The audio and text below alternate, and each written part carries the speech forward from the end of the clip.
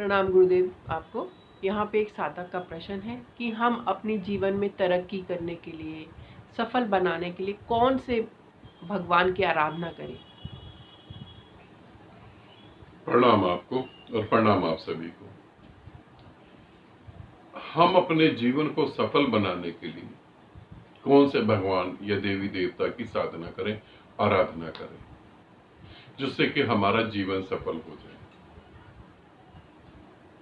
देवी देवताओं की साधना, कुल देवी की साधना, कुल देवता की साधना, हम कौन से देवी की साधना करें, कौन से देवता की साधना करें जो हमारा जीवन सफल हो जाए। पहली बात तो ये है कि ये आप विश्वास कैसे कर सकते हैं कि उनका कोई अस्तित्व है। पहली बात तो ये, आपने उनको देखा, आपने उनको छुआ, आपने उनसे बात करी, आपने उनके साथ खाना खाया। कैसे आप ये कह सकते हैं कि वो देवी देवताओं का अस्तित्व है? पहली बात, ठीक है, जो समझना बड़ा कठिन है।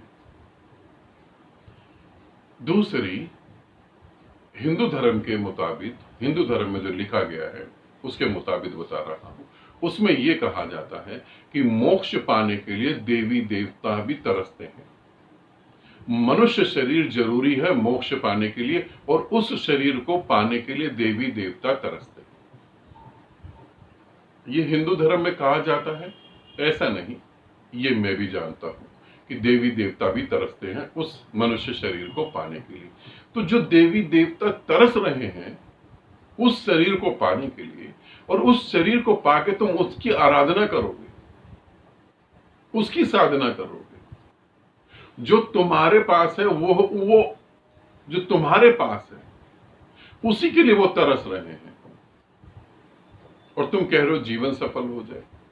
आज की तारीख में अगर कोई गुरु ये कहता है कि तुम इस देवी देवता की साधना करके अपना जीवन सफल कर सकते हो, तो ये समझना वो गुरु तो है ही नहीं।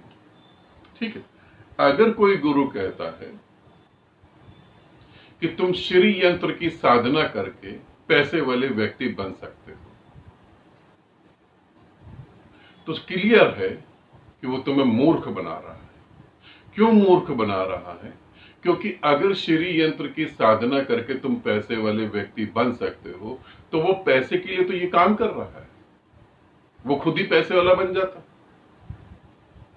वो किस लिए काम कर रहा है? अब वो 10-15 हजार जो भी कुछ है, वो लॉकेट बेच रहा है, कपड़ा बेच रहा है, ये बेच रहा है, किस लिए कर रहा है सारा काम? पैसे के लिए तो कर रहा है ना। या फ्री में भंडारा लगा रखा है कि तुम आओ, जो भी चाहिए तुम्हें तुम फ्री में लेते जाओ, सब पैसे के लिए ही कर रहा है। तो वो क्यों नहीं श्री यंत्र की पूजा करके पैसे वाला बन जाए? फिर कोई कहता है कि देवी देवता की पूजा करने से ये होगा, इतनी देवियों को खुश करो। तुम्हारे खुश करने से अगर वो देवियां खुश हो जाती हैं, तो उन देवियों की तो 2 कौड़ी की अहमियत है।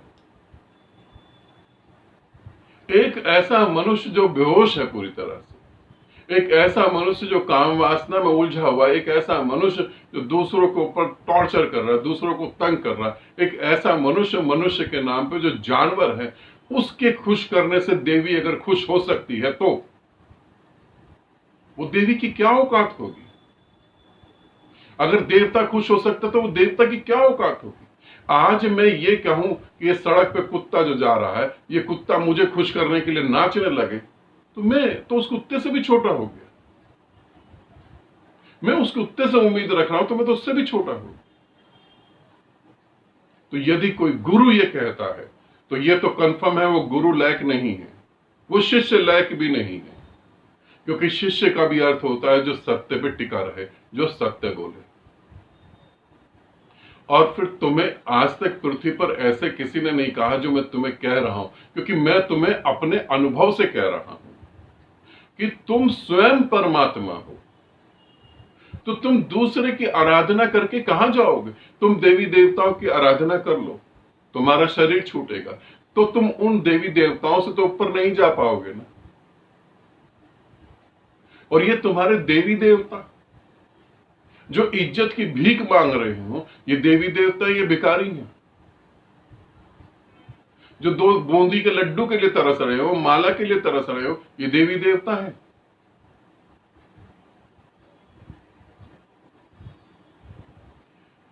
तुम परमात्मा हो, इसे जानो।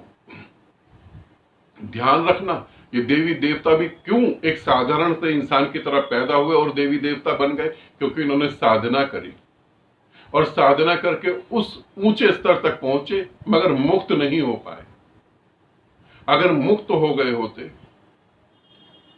तो ये बुद्ध की तरह होते, अगर मुक्त हो गए होते तो ये जीसस की तरह होते, अगर मुक्त हो गए होते तो उस प्रकाश पुरुष गुरु नानक देव की तरह होते, महावीर की तरह होते, अगर ये मुक्त हो गए होते। और इन सभी ने करा क्या? इन सभी ने साधना करी और अपने भीतर उस निराकार को जाना। तुम अगर किसी देवी देवता के पांव पकड़ के बैठे रहोगे तो अपने भीतर जो परमात्मा है उसे कब जान पाओगे?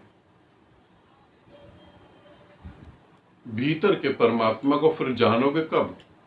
और तुम्हें लग रहा है ये सब खेल खेलते खेलते तुम्हारे पास लाखों साल है, मौत आ ही रही है।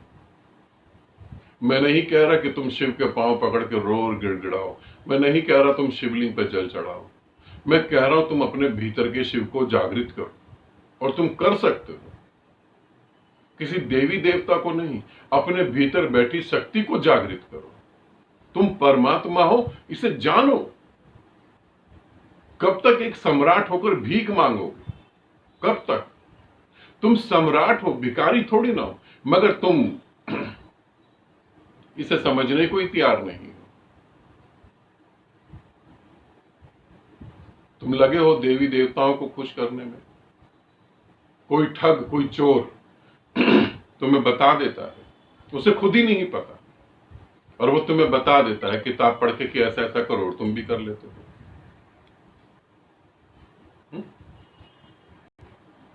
इसीलिए अपने भीतर उतरो, आनंदित रहो, सदा खुश रहो। बहुत बहुत प्रेम आप सभी को।